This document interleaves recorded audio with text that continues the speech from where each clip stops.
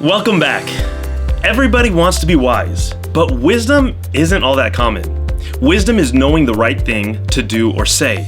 Sometimes things that are wise look ridiculous, and other times what a lot of people think is wise is actually pretty foolish.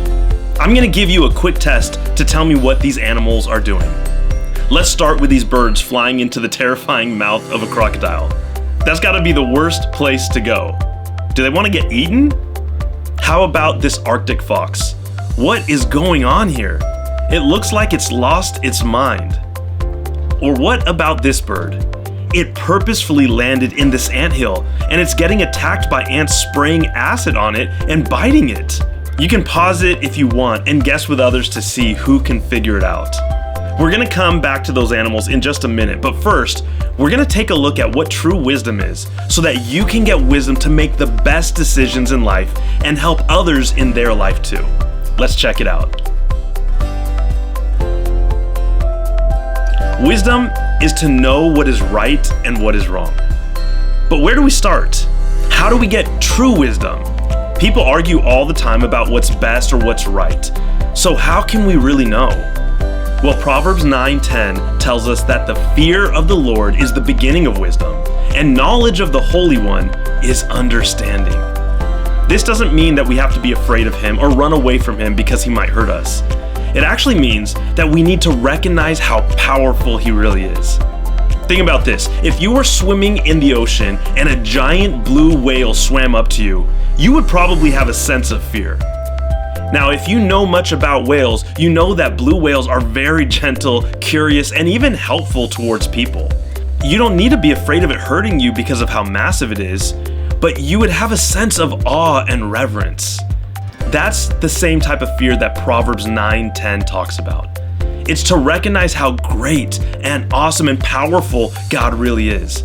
And when you start to recognize God for how mighty he is, that is the beginning of true wisdom. 1 Corinthians 1:25 says, "For the foolishness of God is wiser than men, and the weakness of God is stronger than men." In this verse, it isn't saying that God is foolish or weak.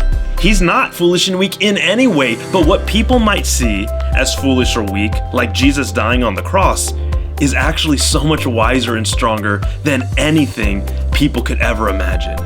God's wisdom is better than any wisdom that any person thinks they have. This is the Egyptian plover bird, and it loves to be inside the mouth of a crocodile.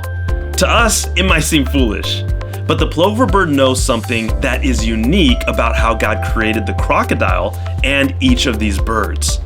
While most animals would stay away from these crocodiles' deadly teeth, the plover bird knows that a crocodile won't ever eat it. Why?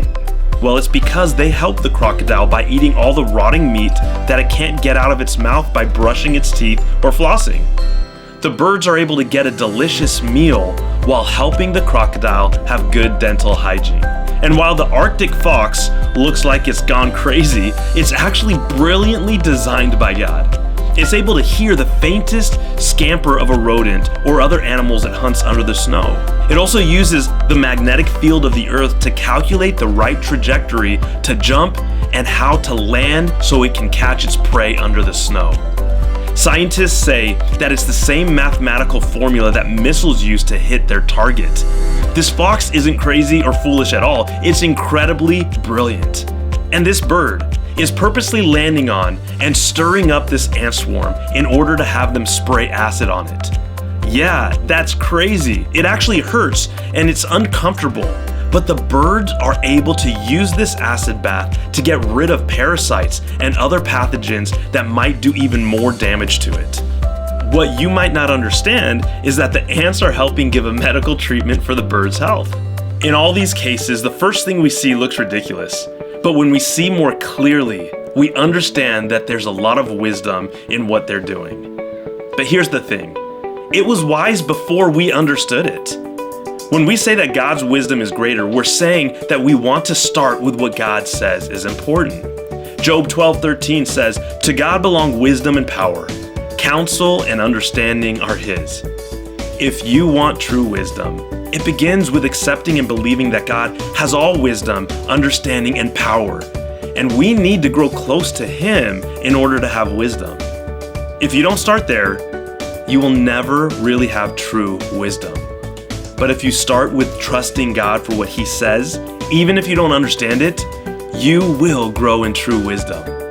We'll explore this more in the future videos, but for now, keep fueling yourself with God's love and truth.